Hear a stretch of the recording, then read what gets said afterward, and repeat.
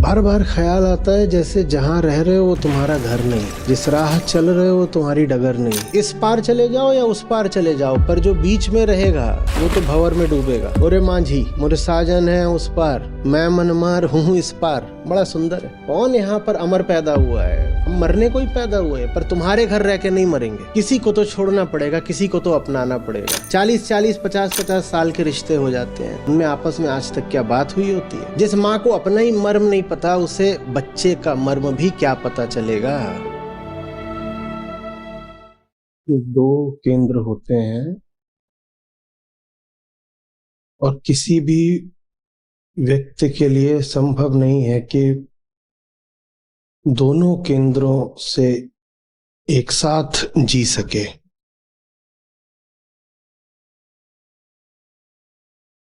चुनाव करना पड़ता है।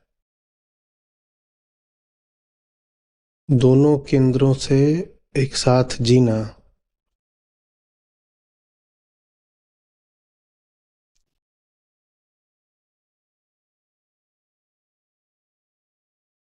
न इधर खतरा उठाना न उधर,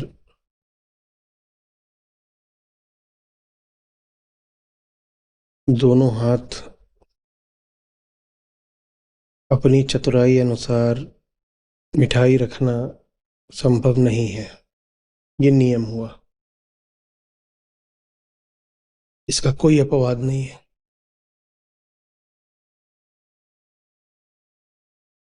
एक इंसान एक केंद्र, और दोनों ही केंद्र बुलाते हैं।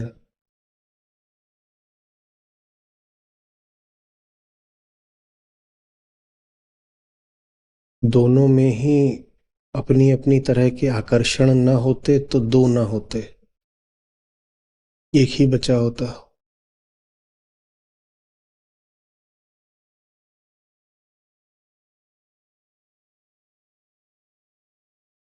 पैदा होते हैं हम प्रकृति के केंद्र पर।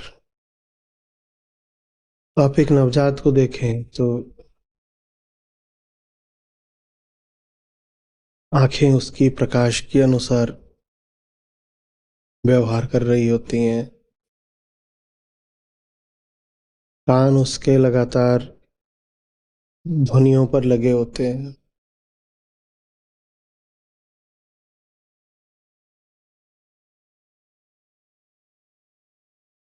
पेट कहता है भूख लगी है तो रोने लगता है, भय होता है तो आवाज करने लगता है। कोई और उसके लिए बहुत प्रसन्नता की बात नहीं है। भोजन मिल जाए, सुरक्षित अनुभव करे तो हंसने मुस्कुराने भी लगता है। रो रहा होगा वो तो इसका अर्थ ये नहीं है कि जगत के प्रति उसमें करुणा आ गई है तो आंसू छल छला रहे हैं।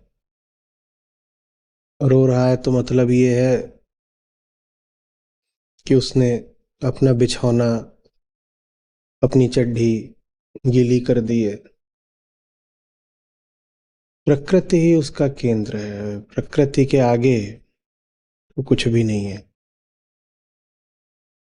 तो दो केंद्रों की हमने बात करी, और पहला केंद्र हम लेकर पैदा होते हैं, उसके बाद जीवन आगे बढ़ता है।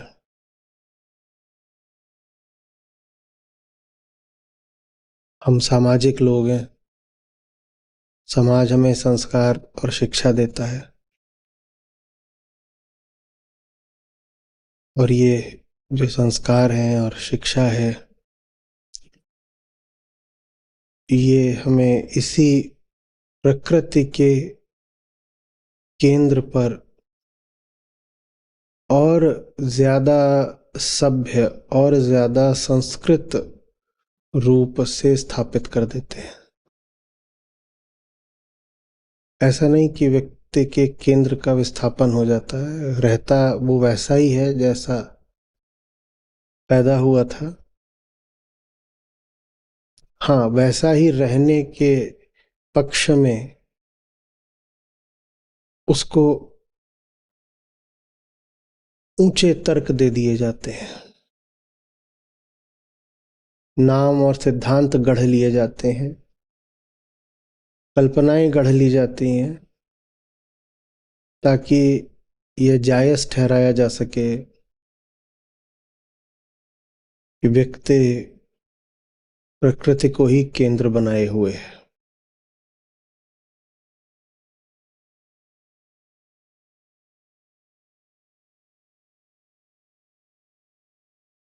उदाहरण के लिए, दूसरे जीव को मारना है, ये काम जंगल का पशु भी करता है, पर जो शिक्षित और संस्कृत माने संस्कारित मनुष्य होगा, वो कहेगा कि मैं जानवर को मार रहा हूं ताकि आकाश में जो आका बैठा है वो प्रसन्न हो जाए। ये काम करते हैं शिक्षा और संस्कार। आप अभी भी वही जानवर हो जो जंगल में अपने से छोटे और दुर्बल जानवर को मारा करता था। आप बिल्कुल अभी भी वही काम कर रहे हो, लेकिन अब आप कहोगे कि मैं अपने संस्कारों पर चल रहा हूं।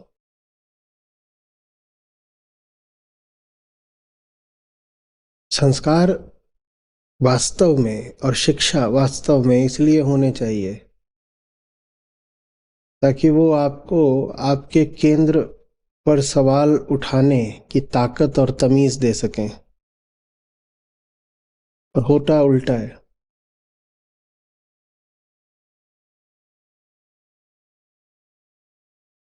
कुछ बेड़ियां हम पहन के पैदा होते हैं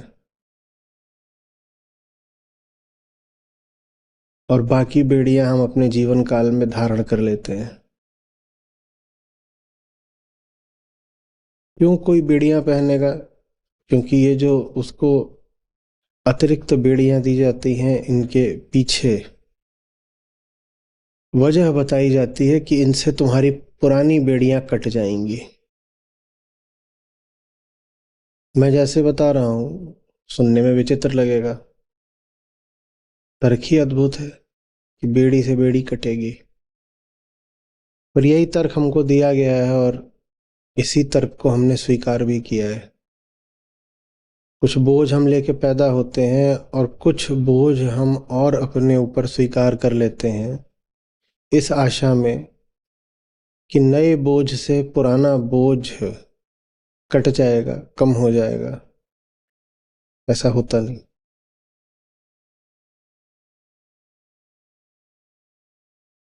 तो आम केंद्र होता है, एक आम केंद्र, वही जिसके साथ हम पैदा होते हैं। आम केंद्र के दो हिस्से, प्रकृति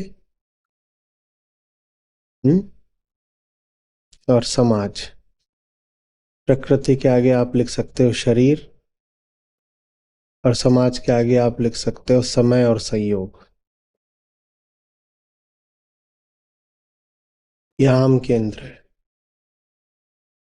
आम केंद्र।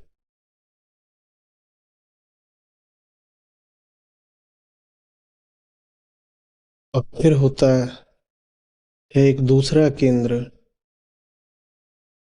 जो कदाचित सिर्फ मनुष्य को ही उपलब्ध है, वो राम केंद्र है।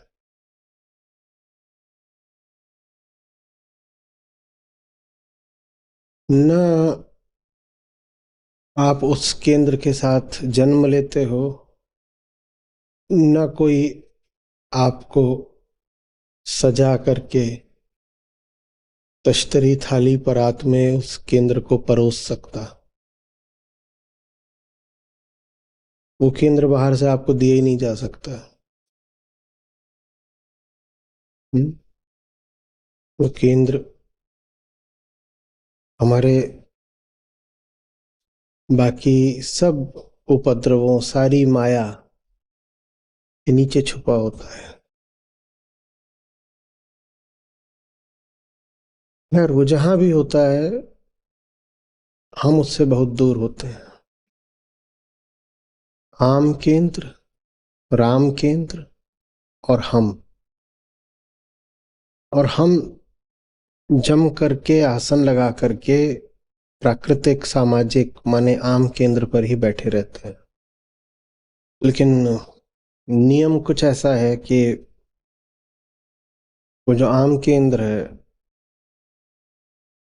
उस पर जीते तो हैं ऐसे जैसे मरे हुए हैं। जीवन तो होता है वहां, पर मृत्यु से बिल्कुल भिन्न नहीं।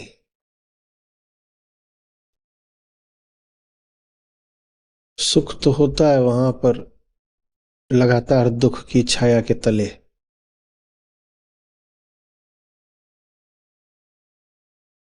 तो जो दूसरा केंद्र है वो पुकारता है।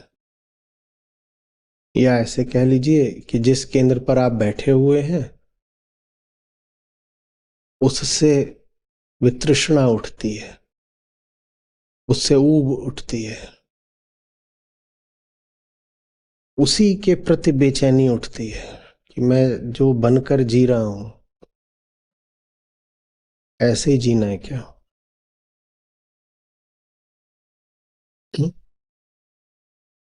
बार बार ख्याल आता है जैसे जहां रह रहे हो वो तुम्हारा घर नहीं, जिस राह चल रहे हो वो तुम्हारी डगर नहीं, कि जैसे कहीं और के हो, फंसे कहीं और हो।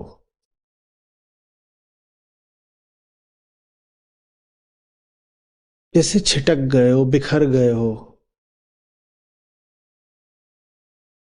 जैसे कुछ भूल गए हो, जैसे कहीं और निकल आए हो, जैसे होना कुछ था बन कुछ और गए हो। ये ख्याल बार बार आता है। संत कबीर कह रहे हैं जो मैं बौरा,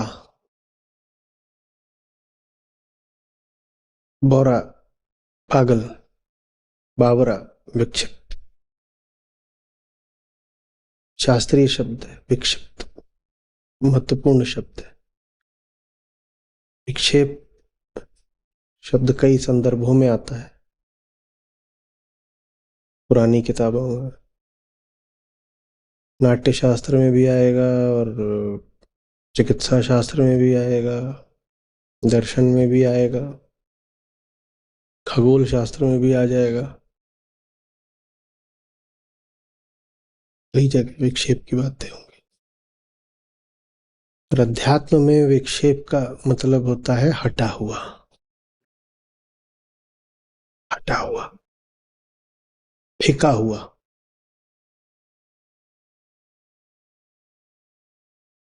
जो इसकी धातु है वो कहती है फेंकना, फेंका हुआ।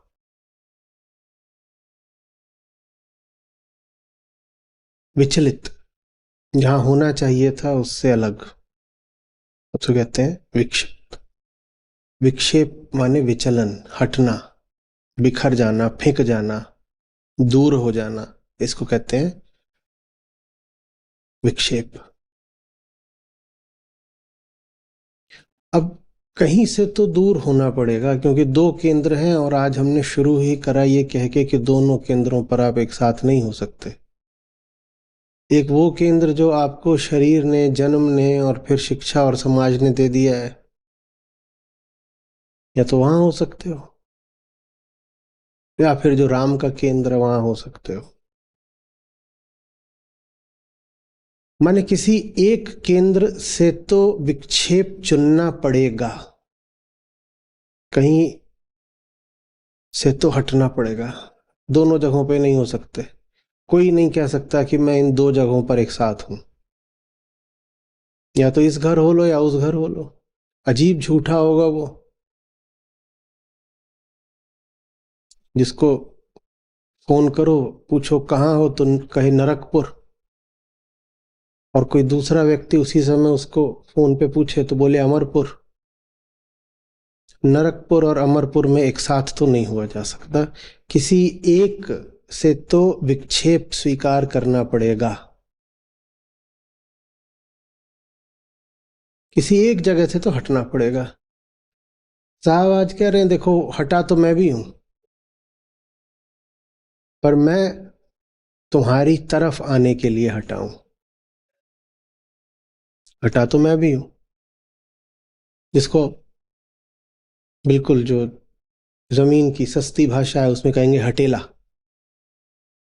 वही है विक्षिप्त, पागल माने हटेला, जो हट गया है। कहां से हट गया है? जो केंद्र से हट गया है वो हटेला है, विक्षिप्त है, विचलित है,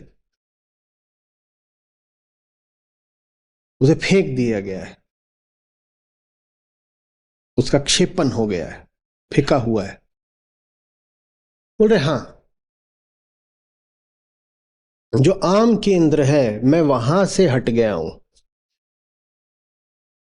तो जो आम केंद्र पर ही बैठे हैं वो मुझे कहेंगे विक्षिप्त। बिल्कुल सही कह रहे हैं। विक्षिप्त माने जो हट गया, विक्षिप्त माने जिसकी धारा मुड़ गई। तो जो आम केंद्र पर बैठे हैं उनकी दृष्टि में तो मैं विक्षिप्त ही हूं, क्योंकि मैं उस केंद्र से हट गया हूं। जो कहीं से हट जाए उसको ही बोलते हैं विक्षिप्त। तो वो तो मुझे बौरा ही कहेंगे, वो विक्षिप्त ही कहेंगे। जो मैं बौरा तो राम तोरा। पर वहां से हटना जरूरी था। काश कोई मध्यम मार्ग संभव होता, पर है नहीं। काश ये संभव होता कि इधर के भी हो लें और उधर के भी हो लें, पर हो सकते नहीं। तो मैंने बौरा होना स्वीकार करा। मैंने कहा बौरा तो होना ही पड़ेगा, इधर रहोगे तो उधर से बौरे हुए और उधर रहोगे तो इधर से बौरे हुए। तो मैंने कहा चलो समाज वाले मुझे बावरा बोल लें तो चलेगा, पर राम वाले मुझे बौरा ना बोलें वो नहीं चलेगा। पर ये चुनाव अपनी जिंदगी में हम में से हर एक को करना पड़ेगा। कोई ना कोई तो तुम्हें पागल, विक्षिप्त, बावला, बौरा बोलेगा। तुम देख लो कि कौन बोले। तुम ये नहीं कह सकते कि तुम सबकी नजरों में सम्माननीय रहो। तुम्हें किसी की नजर में तो गिरना है। तुम ये चुन लो बस कि तुमको आम नजर में गिरना है या राम नजर में गिरना है। किसी न किसी की नजर में तो पागल कहलाने जाओगे ही। दोनों तरफ से जो अपनापन और सम्मान और स्वीकृति की चाह रखता है वो दोनों ही तरफ से मारा भी जाता है। जीवन का नियम है कि चुनो, इधर का चुनो या उधर का चुनो, कहीं का चुनो। इस पार चले जाओ या उस पार चले जाओ, पर जो बीच में रहेगा वो तो भंवर में डूबेगा। सड़क के भी या तो इस पार चल लो या उस पार चल लो, पर जो सड़क में बीचों बीच चलेगा वो ठोकर खा के मरेगा। बेहतर है कि सड़क में उस पार चलो जिधर को तुम्हारी मंजिल हो, जो दिशा तुम्हारी मंजिल की ओर जाती हो। पर जो गलत दिशा के अनुगामी हैं उनसे भी ज्यादा बुरी हालत उनकी होती है जो बीचों बीच चलते हैं, जो कहते हैं मैं इधर का उधर का दोनों तरफ का संभाल लूंगा, मैं बड़ा चतुर चालाक होशियार हूं। ये जो रस्सी पे चलने वाले लोग होते हैं, ये जो संतुलनवादी होते हैं, ये जो समन्वयवादी होते हैं, ये जो बैलेंसिंग एक्ट वाले होते हैं, इनसे बुरा अंजाम किसी का नहीं होता। साहब कह रहे हैं किधर तो पागल बनना ही पड़ेगा। मैं संसार वाला पागल होना अस्वीकार करता हूं।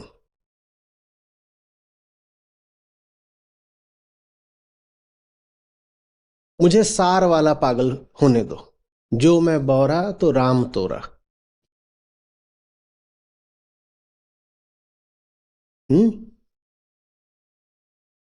कोई ना कोई तो बोलेगा पागल, किसी न किसी दृष्टि से तो तुम अहमक कहलाओगे। बात यह नहीं है कि तुम पागल कहलाए। बात यह है कि पागल कहने वाला कौन था। वही वेदांत का प्रश्न होता है ना हमेशा, किसने किया। कोई ना कोई तो तुम्हें कहेगा। हाँ? मूर्ख, बदअकल, मतिभ्रष्ट। ये नहीं हो सकता कि तुम सबके लिए अच्छे बने रहो।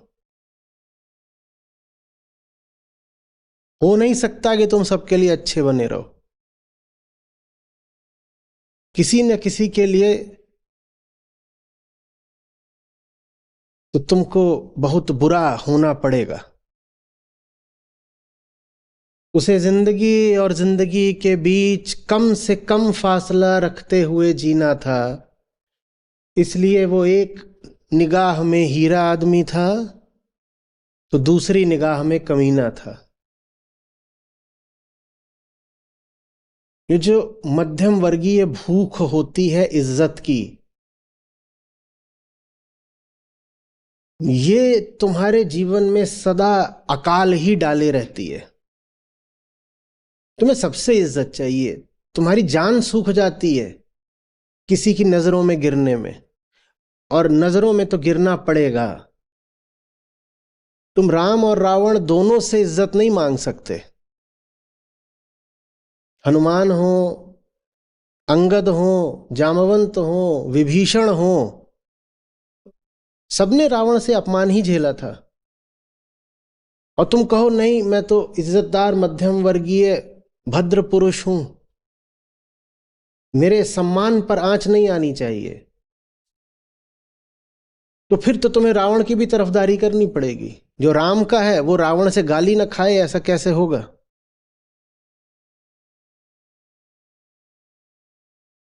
धूमिल की पंक्तियां थी। उसे जिंदगी और जिंदगी के बीच कम से कम फासला रखते हुए जीना था। इसलिए वो एक निगाह में हीरा आदमी था तो दूसरी निगाह में कमीना था। ये हो नहीं सकता कि तुम सबकी निगाह में हीरे रहो। और जिनको सबकी निगाह में हीरा होना होता है उनकी हालत रास्ते की धूल से बदतर हो जाती है।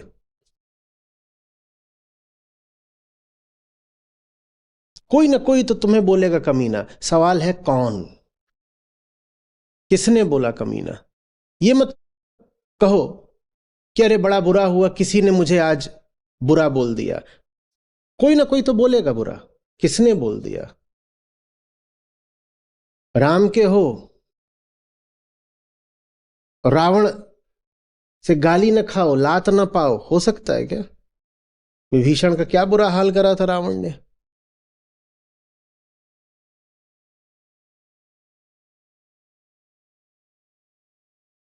बौरापन अनिवार्यता है जीवन की। इधर से या उधर से कहीं से तो विक्षेप स्वीकार करना ही पड़ेगा। या तो इधर से हटो या उधर से हटो। दो नावों में एक साथ नहीं कर पाओगे सवारी। राम की नाव और आम की नाव, अरे ये दो अलग अलग दिशाओं में जाती हैं, तुम दोनों में इकट्ठे कैसे बैठ गए। राम की नाव किधर को जाती है, उस पार। ओरे मांझी, मोरे साजन है उस पार, मैं मनमार हूं इस पार। बड़ा सुंदर है, सुनना। हम्म। अब की बार ले चल पार। राम वाली नाव उधर को जा रही है और आम वाली नाव वो इधर ही खड़ी है और ऐसे गोल गोल घुमा के इधर ही छोड़ देती है। जैसे बच्चों के झूले, वो कहीं को ले जाते हैं क्या, गोल गोल घुमाते हैं, वहीं गिरा देते हैं, हो गया बस। ये आम नाव है। और कोई कहे मुझे राम नाव और आम नाव दोनों पे इकट्ठे बैठना है, अध्यात्म भी चलता रहे और दुनिया में जैसा मेरा व्यापार था वो भी चलता रहे, तो वैसे नहीं चलेगा। संतों के भी हो लें, कृष्णों के भी हो लें, और दुनिया में जो छवि और चेहरा चला रखा है अपना, न हमारी छवि धूमिल हो, न चेहरे पे दाग लगे, ये नहीं हो पाएगा। आप में से बहुतों को बड़ी आशा है कि हम यही कर ले जाएंगे, इसलिए आपसे कह रहा हूं जोर दे करके, नहीं हो पाएगा भाई।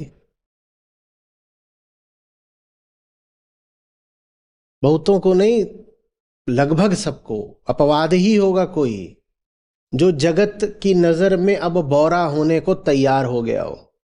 अपवाद होगा कोई, बाकी तो सब इसमें लगे हैं कि दोनों नावों पे सवारी कर लेंगे। दोनों नावों पे नहीं सवारी हो पाएगी। संत गुरु कहते हैं, चुन लिया मैंने कि मुझे किसका बौरा होना है। क्यों चुन लिया? क्योंकि लोग मरम का जाने मोरा। उनके केंद्र पर बैठा था, वो मेरा मर्म तो समझते नहीं, वो क्या जाने आत्मा को। मर्म माने केंद्र, आत्मा, अंतःस्थल, मर्म। बोल रहे दुनिया में पैदा हुए और दुनिया ही के साथ जिए, पर दिख गया कि इस दुनिया में दिल नहीं है। न इनके पास दिल है, न मेरा दिल पहचान सकते हैं। दिल से मेरा आशय है, जिसे शास्त्र में हृदय बोलते हैं, आत्मा। ये दुनिया वाले न खुद आत्मा के निकट हैं, न मुझे आत्मा के निकट जाने देते हैं। लोग मरम का जाने मोरा। तो मैंने चुन लिया कि तुम्हारी है, तुम ही संभालो ये दुनिया। मैं राम का हूं, मैं उधर ही जीऊंगा, उधर ही मर जाऊंगा। जो होगा मेरे घर में होगा, वो मेरा घर है। मरूंगा भी तो अपने घर में मरूंगा ना, बेगानी जगह पे काहे को मरूं? ये दुनिया बेगानी, यहां नहीं।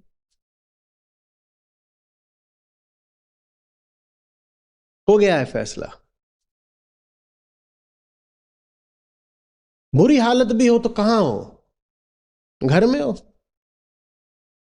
कैंसर वगैरह के मरीज होते हैं, जब दिख जाता है बचेंगे नहीं, तो डॉक्टर उनको अस्पताल से छोड़ देते हैं।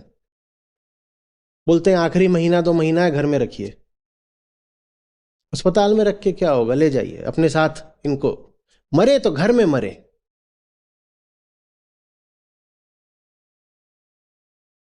दुर्गति होगी तो भी कहां हो? घर में हो। जो मैं बौरा तो राम तोरा। आखिरी बात बोल दी है। अब इसके बाद हिलने डुलने का, विचलन का, विक्षेप का कोई प्रश्न नहीं है। मैं घर आ गया और छोड़ दी आशा। कृष्ण इसी को निराशा कहते हैं। छोड़ दी आशा कि कोई और घर है। एक घर है, मैं वहां आ गया, मैं बस गया हूं, मैं बाशिंदा हो गया। मैं अब नहीं सोचता कि कोई दूसरा विकल्प है भी। दुनिया का बड़े से बड़ा दुख यही तो होता है, विकल्प अभी है, विकल्प अभी है। जिसके पास विकल्प है वो बस थोड़ी ही पाता है।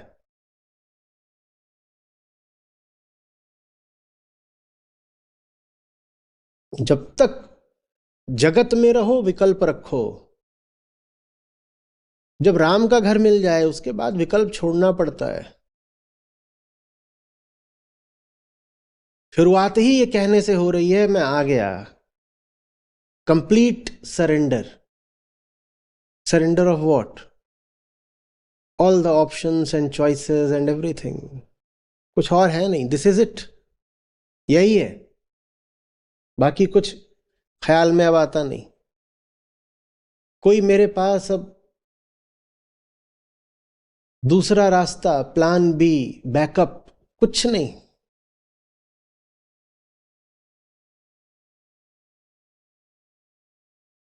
क्या होगा अगर राम वाली नाव फर्जी निकली, डूब गई तो? डूब जाएंगे। पर अब डूबेंगे भी तो इसी नाव के साथ डूब जाएंगे। डूब भी रहे होंगे तो भी दूसरी नाव को नहीं पुकारेंगे अब। बिल्कुल हो सकता है डूब जाए। हम कौन से त्रिकाल दृष्टा हैं? हमने कौन सा भविष्य देखा है? लीला है। राम की नाव भी क्या पता डूबती हो। ये तो बहुत बड़ी शर्त है कि नाव में बैठे हैं तो पार लगी जाएंगे। पार लग जाए, मंजिल मिल जाए, ये बहुत बड़ी शर्त है। हमारे लिए तो इतना ही पर्याप्त है कि नाव में बैठने को मिल गया। कोई बोलेगा डूब सकती है नाव तेरी बौरे, क्या बोलेंगे? नाव डूबेगी तो हम भी डूब जाएंगे, और क्या होगा? डूबना तो है ही, पर तुम्हारे घर रह के नहीं डूबेंगे। कौन यहां पर अमर पैदा हुआ है? हम मरने को ही पैदा हुए हैं, पर तुम्हारे घर रह के नहीं मरेंगे। जो मैं बोरा तो राम तोरा।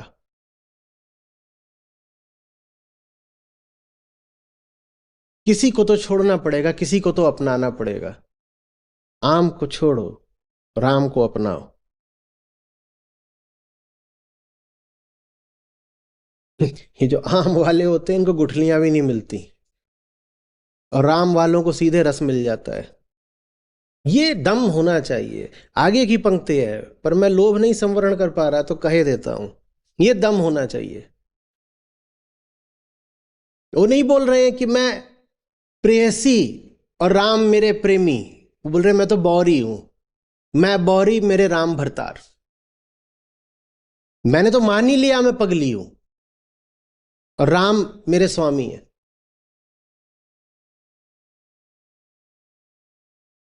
तुम क्या मुझे घोषित करोगे कि पगली है, एड़ी है, दीवानी है, गाफिल है? यही सब बोलती है ना दुनिया। Gone bonkers, gone nuts, unhinged.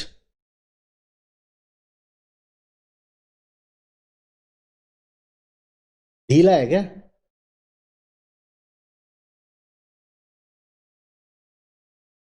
बोले तुम मुझे क्या बोलोगे, मैं खुद ही बोल रही हूं क्या? मैं बौरी।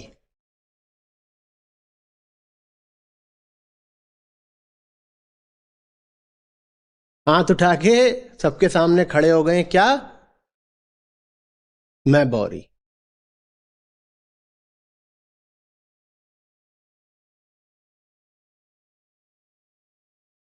अगली बार लेंगे इसको, आगे नहीं भागना चाहिए। सारा रस एक बार में ही पियोगे, इतना नहीं पचा पाओगे।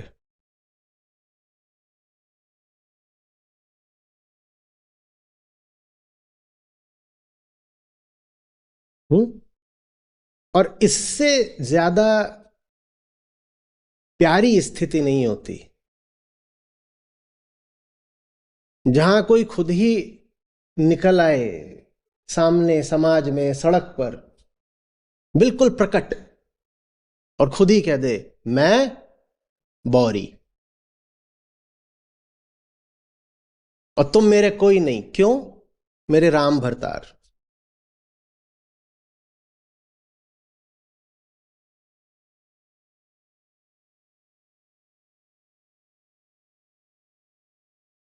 करतार, भरतार, ये सब एक ही श्रेणी के शब्द हैं।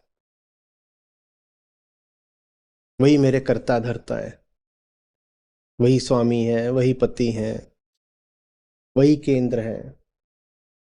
और जब राम केंद्र बनेंगे तो जगत की दृष्टि में तो हम बौरे हैं। डिवाइन मैडनेस, इतना सुंदर, इतना प्यारा पागलपन, दैवीय विक्षिप्तता।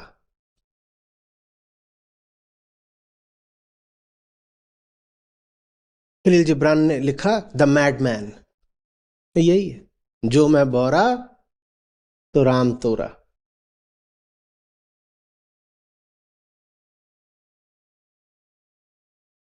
मेरी हालत है ऐसे जैसे छोटा बच्चा और उसके आगे राम रस रख दिया गया है। मैं अगली पंक्ति को भी ऐसे लपकने की कोशिश कर रहा हूं, हालांकि आएंगे इस पे, दोबारा आएंगे अगली बार। वो कह रही मैं बौरी मेरे राम भरतार, ता कारण रची रखे हो श्रृंगार। अरे हाँ, मैं श्रृंगार करता हूं, पर तुम्हारे लिए नहीं करता, अपने काम के लिए करता हूं।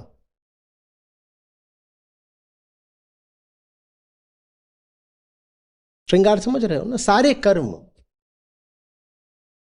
स्वयं को बचाने की भी चेष्टा, स्वयं को सजाने, स्वयं को आभूषण आभरण देने, सारे ही कर्म। ये तुम्हारे लिए कुछ नहीं है। हमारा सब कुछ किसके लिए? राम के लिए। तुम्हारे लिए तुम्हारा ठेंगा भी नहीं है। ठेंगा भी किसका है? राम का।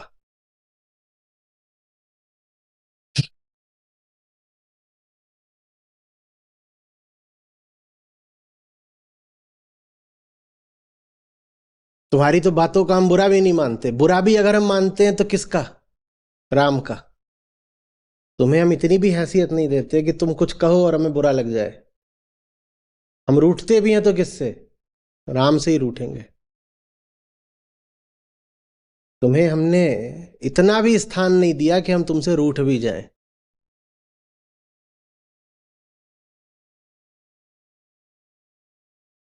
राम से रूठ लेते हैं। चलता है, दो दो चार चार दिन चलता है कि आज तनातनी चल रही है अभी, और मामला बिल्कुल अधर में है। कुछ पता नहीं किधर को तराजू झुकेगा। हूं। धनिया और राम जी की ठनी हुई है। मजेदार बात यह है कि इसमें चौथे दिन के बाद कई बार धनिया जीत भी जाती है। होता है।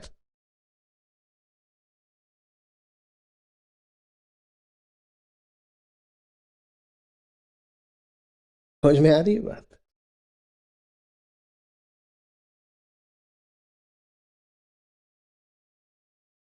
बच्चे को हराने में कोई गौरव है क्या? कोई छोटा बच्चा आ गया तुमसे लड़ने, और करते हैं ये बड़े उपद्रवी, आके तुम्हें घूसेबाजी मार रहा, मां पट पट पट पट पट, तो क्या करोगे? हराओगे उसको? थोड़ा बहुत कुछ करोगे, फिर खुद ही हार जाओगे। तो धनिया जीत जाती है, राम हार जाते हैं। धनिया रूठती भी काहे को है? कल सारा श्रृंगार करके बैठी हूं राम के लिए, और राम को कुछ फर्क ही नहीं पड़ता। अब राम बोले, धनिया हुई जैसी है ठीक है, तेरे श्रृंगार की जरूरत नहीं। धनिया को लगा कि श्रृंगार की तो कदर नहीं हुई।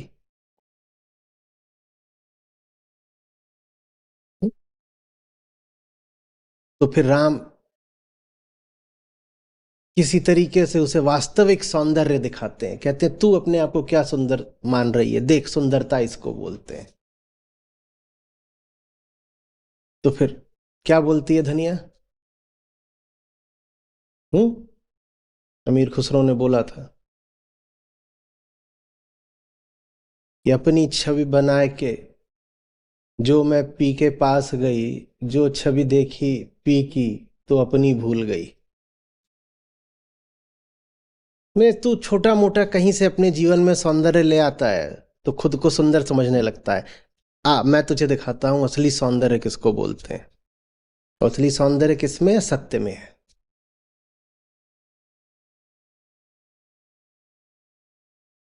सत्यम शिवम सुंदरम। असली सौंदर्य शिवत्व में है।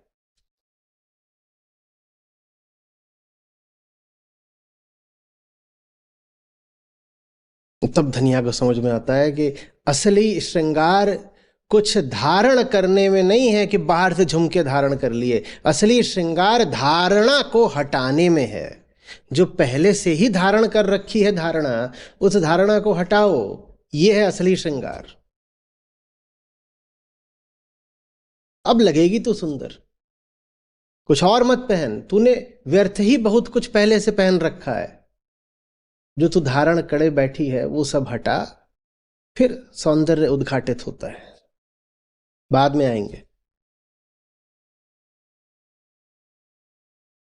अभी तो बौरापन काफी है। बौरे से निपट लें, फिर बौरी का नंबर लगेगा।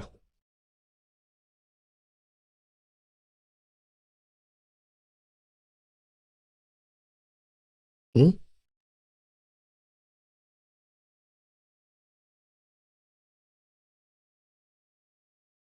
दुनिया पागल कहे कोई समस्या नहीं है, बशर्ते तुम्हारा पागलपन सच्चाई के लिए हो, मुक्ति के लिए हो। हाँ, पागल हूं जो मैं बौरा तो राम तोरा।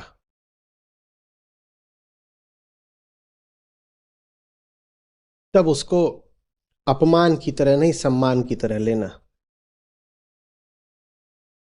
मूर्ख आदमी अगर गाली दे तुम्हें तो वो गाली तुम्हारे लिए प्रशस्ति पत्र है ना।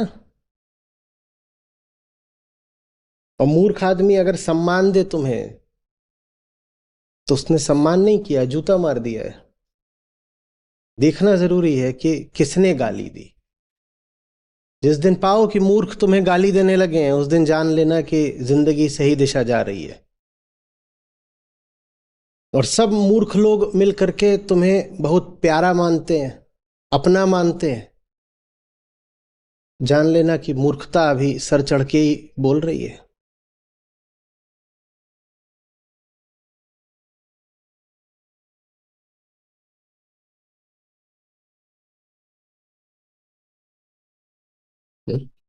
लोग मरम का जाने मोरा।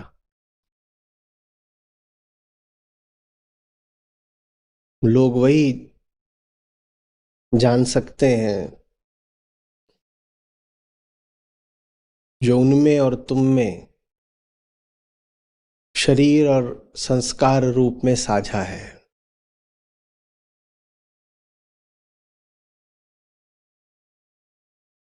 जो माँ राम की नहीं होगी वो अपने बच्चे को अधिक से अधिक कितना जानेगी, इतना ही जानेगी कि हाथ है इसके, पाँव है इसके, पेट है इसके, मुंह है इसके, बस। उस माँ में और उस बच्चे में बस शरीर साझा होगा। और थोड़ा आगे चल करके सामाजिक संस्कार, माँ अगर हिंदू है तो बच्चा भी हिंदू होगा, माँ हिंदी बोलती है तो बच्चा भी हिंदी बोल रहा होगा। बस इतना ही संबंध बन पाएगा माँ बच्चे में कि तेरा शरीर मेरे शरीर जैसा है। संभावना यही है कि माँ सांवली है तो बच्चा भी सांवला होगा।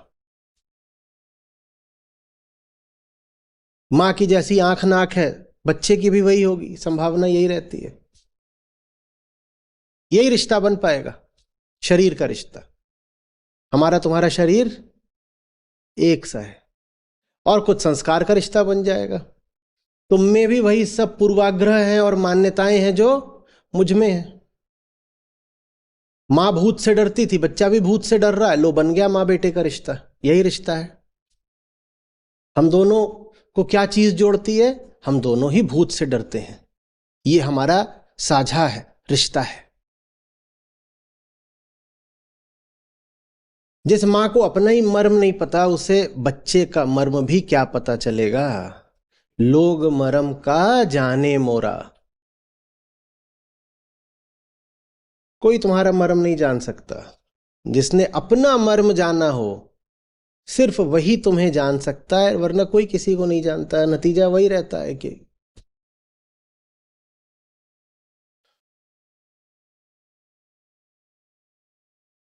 आईने के 100 टुकड़े करके हमने देखे। हम्म। एक में भी तन्हा थे, 100 में भी अकेले। कोई तुम्हें पहचान ही नहीं सकता। लोग कहते हैं सबसे ज्यादा सूनापन और अकेलापन लगता है लोगों के बीच में। भरी महफिल में है और लग रहा है नितांत अकेले हैं, क्योंकि कोई तुम्हारा मर्म जान ही नहीं सकता ना। और तुम वो सब कुछ हो नहीं जो तुम्हें शरीर और समाज से मिला है, तुम कुछ और हो। वो बार बार आकर के संबोधित किसको कर रहे हैं? तुम्हारे शरीर को। वो तुमसे बात किस भाषा में कर रहे हैं? समाज की भाषा में। वो समाज की भाषा में शरीर को संबोधित कर रहे हैं। तुम्हारे मर्म से माने तुमसे, माने आत्म से, माने आत्मा से तो कोई बात कर ही नहीं रहा, क्योंकि आत्मा से अहंकार नहीं बात कर पाता।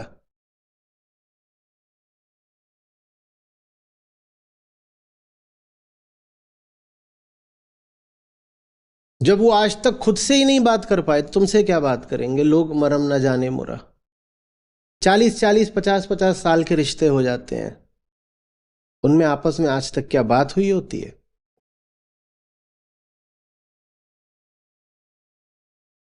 किसने किससे बात करी?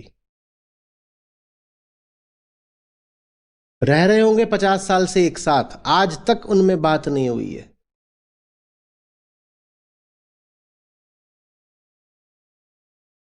दिन भर एक दूसरे को कुछ बोलते रहते हैं, पर आज तक उनमें एक भी बार बात नहीं हुई है। लोग मरम ना जाने मोरा।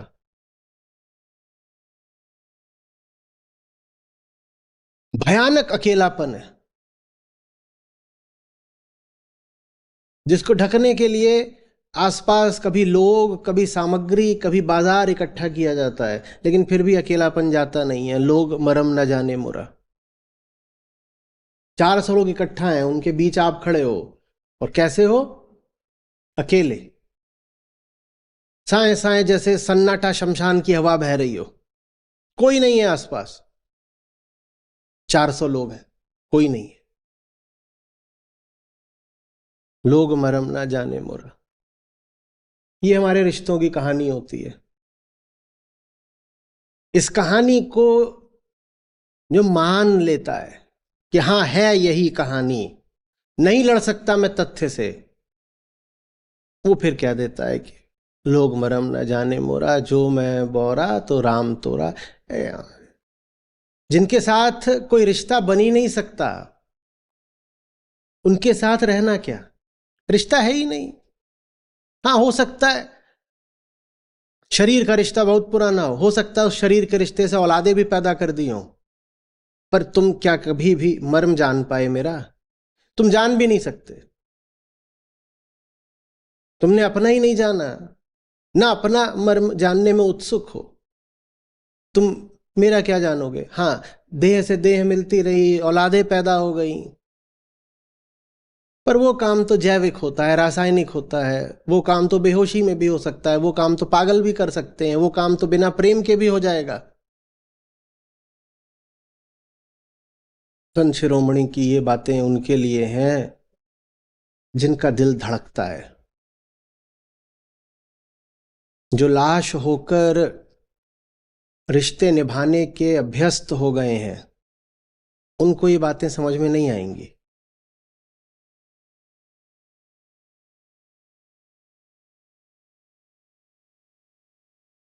ये बातें उनके लिए हैं जो जिंदगी से जिंदगी मांगते हैं, जिन्होंने जिंदगी को मौत के रूप में स्वीकार कर लिया है। उनको ये बातें महज काव्य लगेंगी।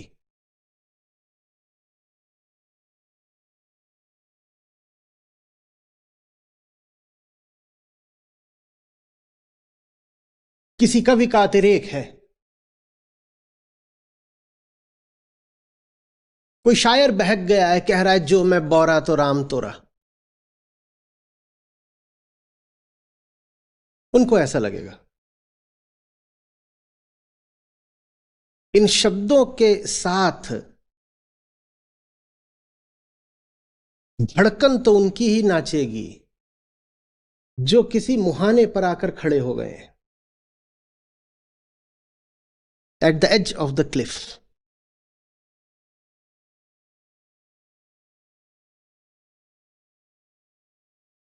जो आम केंद्र की विफलता को, निस्सारता को देख रहे थे पर छोड़ नहीं पा रहे थे, पंख फैला चुके थे पर उड़ नहीं पा रहे थे। ये बातें तो बस उन्हीं के साथ एक अनायास स्पंदन बैठाएंगी। बाकियों को लगेगा कुछ कहा जा रहा है, हमें अभी और भी तो काम देखने हैं ना।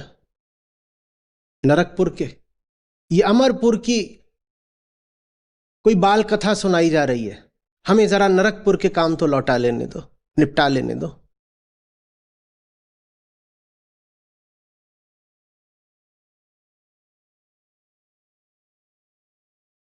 बहुत ऐसे होते हैं।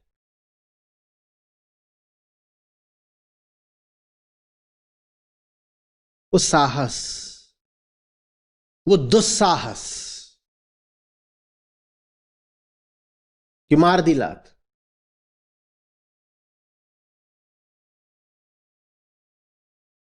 नहीं चाहिए। झूठ के साथ जिंदगी से बेहतर है सच के साथ मौत। नहीं चाहिए जिंदगी।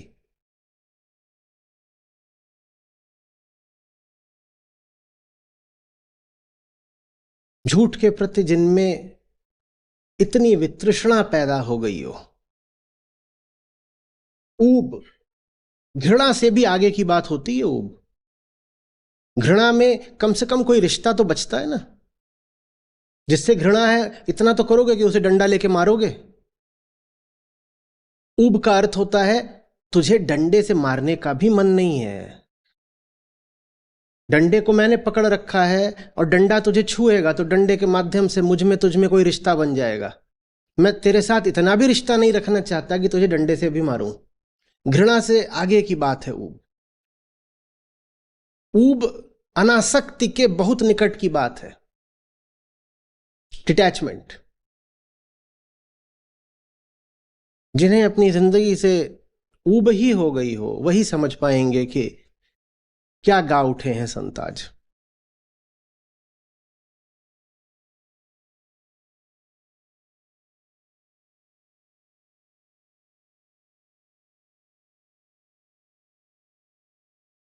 जब ऊब पैदा हो जाती है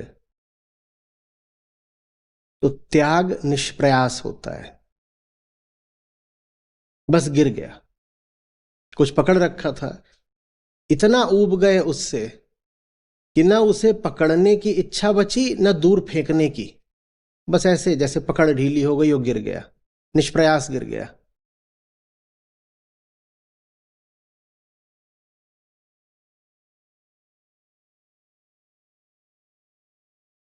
किसी को बुरा कहने में भी एक प्रकार की उत्तेजना होती है, आकर्षण होता है। तभी तो निंदा में इतना मजा आता है ना। ऊब का, अनासक्ति का अर्थ होता है तुम्हारी निंदा करने में भी हमें अब कोई उत्तेजना नहीं होती। क्योंकि निंदा भी अगर तुम्हें करें तो मतलब होगा कि हमने तुम्हें याद रखा, मतलब हमने तुम्हें कुछ महत्व दिया। तुम हमारे लिए इतने निस्सार, इतने महत्वहीन हो गए हो कि हम 2 क्षण तुम्हारी निंदा में भी नहीं बिताना चाहते। तुम हमें याद ही नहीं, तुम्हारी निंदा भी क्या करें।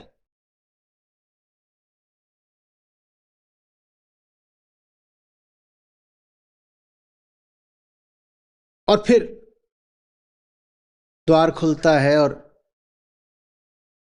चल पड़ते हो आप दूसरे केंद्र की ओर। और पीछे से बहुत सारे अपशब्द और गालियां,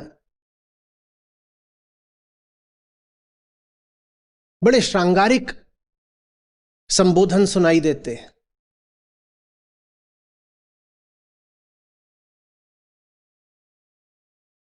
शब्दों को जैसे अलंकृत किया गया हो, ऐसे अलंकृत शब्द, गहने पहने हुए शब्द आपकी ओर फेंके जाते हैं।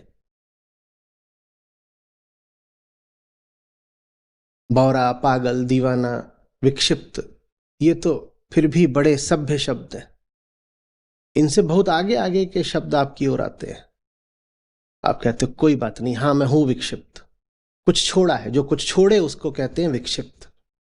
हाँ मैंने कुछ छोड़ा है, पर जो छोड़ने लायक था वही छोड़ा है।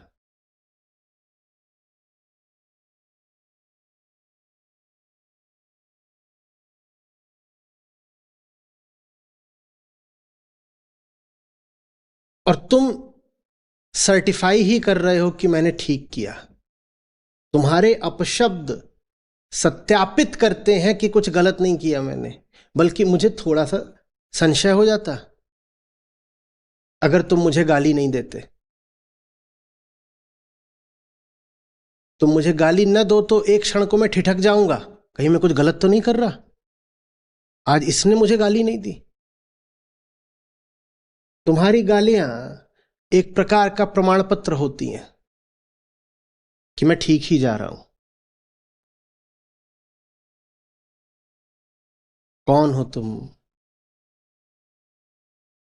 वो जो पशुवत पैदा हुआ और पशु की तरह ही मरने को आमादा है। मैं तुम्हारी बातों को गंभीरता से लूं? जो मेरा मर्म नहीं जान पाया, वो मेरे नाम के साथ 100 विशेषण लगा रहा है, वो मुझे बहुत रंगीन उपाधियों से विभूषित कर रहा है, मैं उसे गंभीरता से लूं?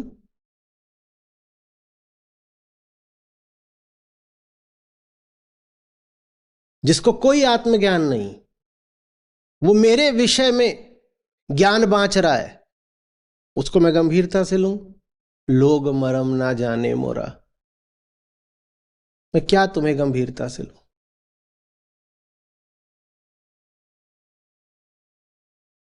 मैंने चुन लिया। जिसने ये चुन लिया उसका जीवन शुरू हो गया। जिसने ये नहीं चुना वो मुर्दा ही पैदा हुआ था और मुर्दा ही जिए जा रहा है, और अपनी होशियारी में उसको नाज बहुत है कि वो जिंदा है।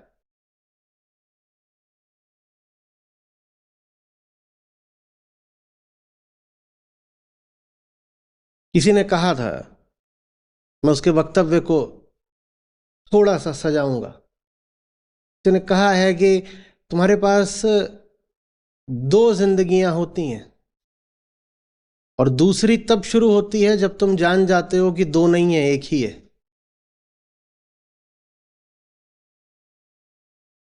ये 2 जो जिंदगियों की बात है, इसको 2 केंद्रों की बात बना लीजिए। तुम्हारे पास 2 केंद्र होते हैं,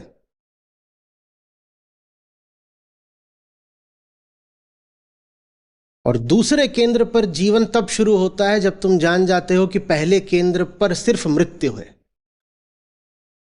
तुम पैदा ही नहीं हुए हो। एक मांस का पिंड पैदा हुआ है जो बस अपनी प्रक्रियाओं, अपनी प्रकृति, अपने संस्कारों के अनुसार व्यवहार करे जा रहा है।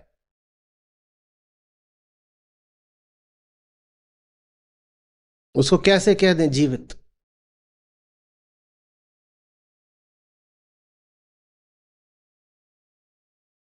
हमें बड़ी शिकायत रहती है, फलाना मुझे नहीं समझता।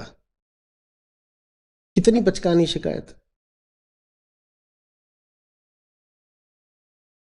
वो खुद को समझता है क्या?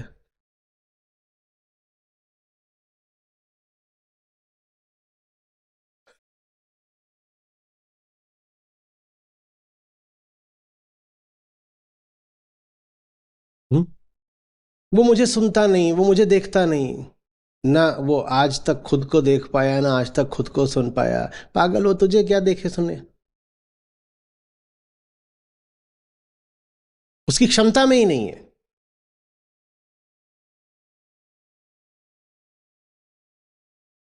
एक बार किसी ने प्रश्न पूछा कि कैसे पता करे कि कोई हमसे प्यार करता है कि नहीं। मैंने कहा, प्रश्न फिजूल है। ये मत पूछो कि वो तुमसे प्यार करता है कि नहीं, पहले देखो कि उसमें प्यार करने की औकात भी है या नहीं। वो किसी से नहीं प्यार कर सकता, वो तुमसे क्या करेगा? तुम्हारे प्रश्न में ये भाव निहित था, ये मान्यता निहित थी कि वो प्यार तो कर सकता है। मैं बस ये जानना चाहता हूं कि वो मुझसे प्यार करता है कि नहीं करता है। कहीं ऐसा तो नहीं कि 10 और लोगों से प्यार करता हो, मुझसे ना करता हो। बात ये नहीं है कि तुमसे करता है कि नहीं, बात ये है कि वो कर भी सकता है क्या।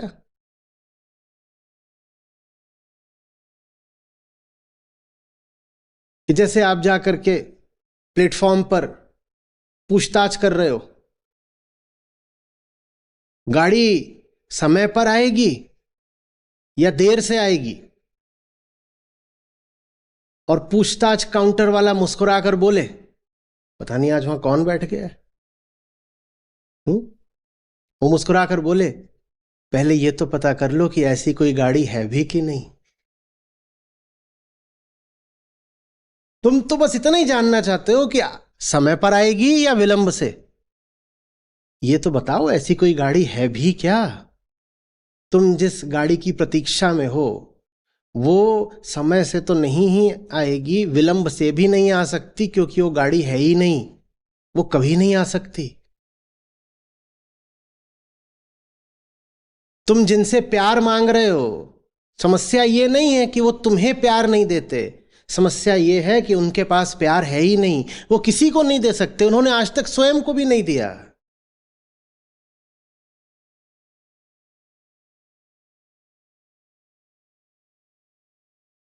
कि जैसे धुआं उठ रहा हो और कोई धुएं से फुहार मांगे, बरस जाओ ना, वो धुआं है, उसके पास पानी की एक बूंद भी नहीं है, और तुम उससे कह रहे हो क्यों हमसे रूठे हुए हो, हमारे ऊपर ही क्यों नहीं बरसते, कहीं और जाके क्यों बरसोगे। वो कहीं नहीं बरस सकता, उसके पास पानी की एक बूंद नहीं हो, धुआं मात्र है।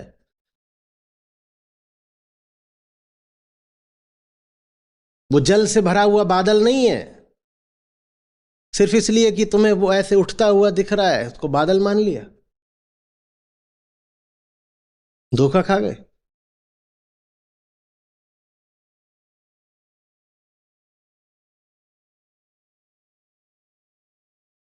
और बादल फिर जब बरसता है तो तुमसे पूछ के नहीं बरसता, वो यहां भी बरसता है, वहां भी बरसता है, बस बरसता है।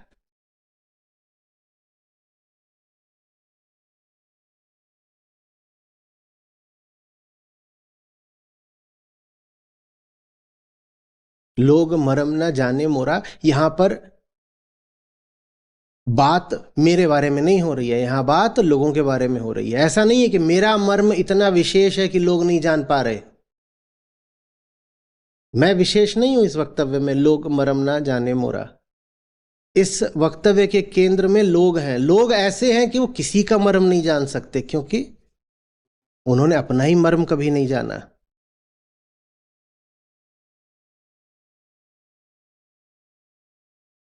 और जब ये दिख जाता है ना, हम जिस समाज में हैं, जिस दुनिया में हैं, वो दुनिया तुम्हें कुछ नहीं दे सकती, क्योंकि उसके पास कुछ है ही नहीं, तब जाकर के पूर्ण निराशा उतरती है।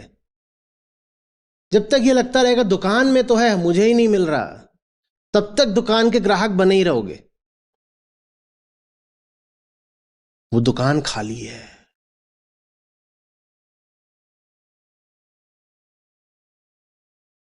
कि जैसे वही एक सड़ा हुआ चुटकुला है, भैया पैंट मिलेगी दुकान में, नहीं, कुछ लिख नहीं रखा, बस दुकान खोल रखी, तो घुस के भैया पैंट मिलेगी, नहीं, भैया कैमरा मिलेगा, नहीं, भैया कॉक मिलेगा, नहीं, भैया चश्मा मिलेगा, नहीं, भैया दंत मंजन, नहीं, भैया पंखा, नहीं, भैया दवाई, नहीं, भैया ताला मिलेगा।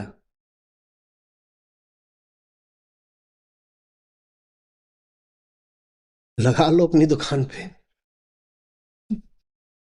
तुम्हें अभी भी भरोसा है कि इस दुकान में कुछ मिल सकता है, यहां कुछ नहीं मिल सकता। इस भरोसे का टूटना बहुत जरूरी है।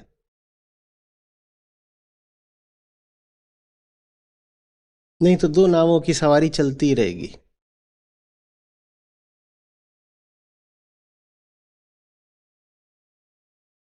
कितनी दयनीय हालत है ना हमारी।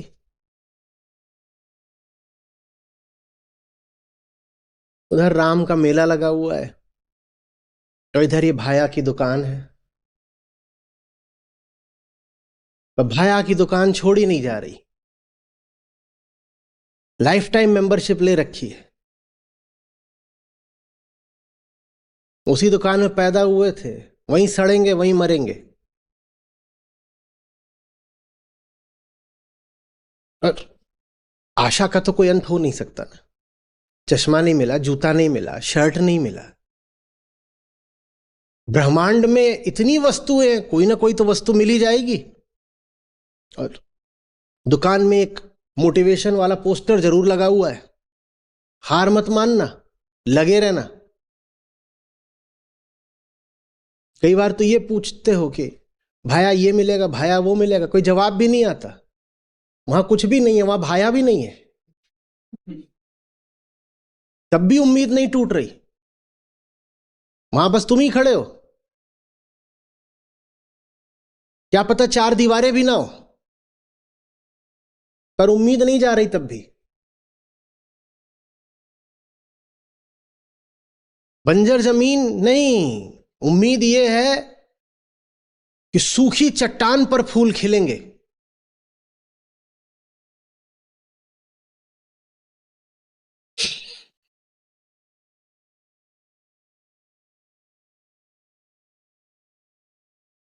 जो नरकपुर के बाशिंदे ही हो गए हैं, एक उनका दर्द है, पर उनका दर्द कम होता है। बताओ क्यों? क्योंकि दर्द अनुभव करने के लिए भी चेतना चाहिए, और नरकपुर की खूबी यह है कि वो तुम्हारी चेतना को लगभग शून्य कर देता है, तो दर्द का भी अनुभव नहीं होता। तो एक तो उनका दर्द है जो नरकपुर के स्थायी वासी ही हो गए हैं, पर भयानक दर्द उनका है जिन तक राम का संगीत पहुंच रहा है, जिनकी चेतना जागृत हो रही है, पर नरकपुर छोड़ने की वो हिम्मत नहीं दिखा पा रहे। क्योंकि है ये नरकपुर में, तो नरकपुर का सारा कष्ट मिल रहा है, और राम के प्रेम ने जागृत भी कर दी इनकी चेतना, तो अब इन्हें कष्ट का अनुभव भी होगा। वही कष्ट नरकपुर के स्थायी बाशिंदों को भी मिल रहा है, पर उन्हें अनुभव नहीं होता क्योंकि उनके पास चेतना ही नहीं है। राम का संपर्क तुम्हारी चेतना को जगा देता है। वही बात निहित है कथा में कि राम ने पाषाणवत हुई अहिल्या को स्पर्श किया और वो जी उठी, पत्थर हो गई थी अहिल्या। न जाने किसका श्राप था। कहानी कमर में समझिए। कथाओं में बड़ी खूबसूरती हो सकती है यदि उन्हें ज्ञान की दृष्टि से देखा जाए तो। अहिल्या पत्थर हुई पड़ी थी, जड़ हुई पड़ी थी, न जाने कब से पड़ी हुई थी।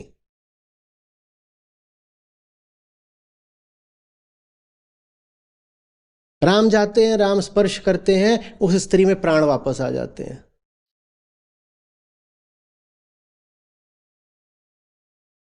पर प्राण वापस आने के बाद भी अगर वो पत्थर सी ही बनी रहे तो अब बहुत कष्ट भुगतेंगी। पत्थर पत्थर होकर के कष्ट नहीं भुगतता, पर प्राणी पत्थर होकर के बहुत कष्ट भुगतेगा। उनकी कम बुरी हालत है, जो नरकपुर में ही जी रहे हैं वहीं मरेंगे, वहीं का अभ्यास है उनको, उनकी कम बुरी हालत है। ज्यादा बुरी हालत उनकी है जिनको राम का स्पर्श मिलने लगा है, लेकिन फिर भी वो नरकपुर में ही पड़े रहना चाहते हैं। उनको भारी कष्ट होगा। और जानते हो, राम का स्पर्श श्राप जैसा होता है। एक बार राम ने तुम्हें छू दिया, अब तुम दोबारा पत्थर नहीं बन सकते। भारी श्राप है ये। लोग कहेंगे किसी को पाषाण से प्राणी कर देना वरदान है। वरदान भी हो सकता है, अभिशाप भी हो सकता है। क्योंकि अब जिसकी चेतना झंकृत हो गई, उस पर जिम्मेदारी आ जाती है कि राम ने तुम्हें जीवन दिया है ना, तो राम जहां को जा रहे हैं चलो राम के पीछे पीछे। अब यहीं पत्थर होकर के ना पड़ी रहो पुराने तरीके से।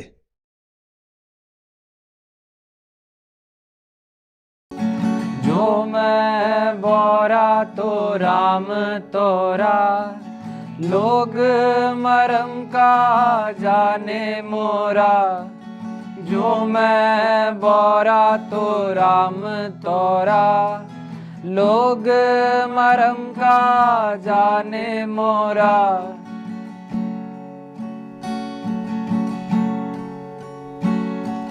मैं बोरी मेरे राम भरतार, ता कारण रची कर संगार। मैं बौरी मेरे राम भरतार, ता कारण रची करो श्रृंगार।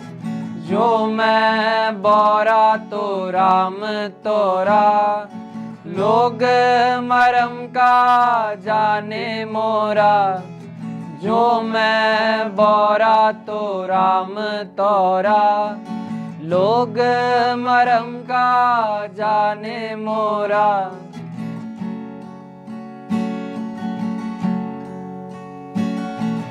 माला तिलक पहरी मन माना, लोगनी राम खिलौना जाना। माला तिलक पहरी मन माना, लोगनी राम खिलौना जाना। जो मैं बौरा तो राम तोरा, लोग मरम का जाने मोरा। जो मैं बौरा तो राम तोरा, लोग मरम का जाने मोरा।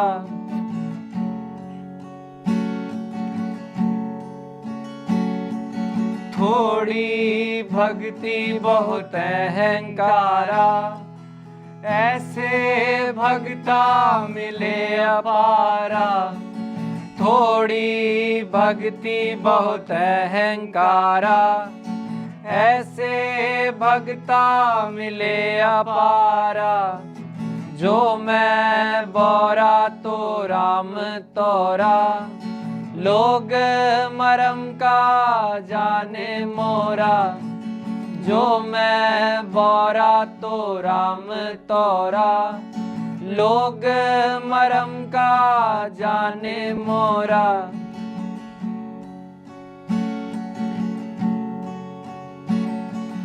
लोग कहे कबीर बौराना, कबीर का मरम राम जाना।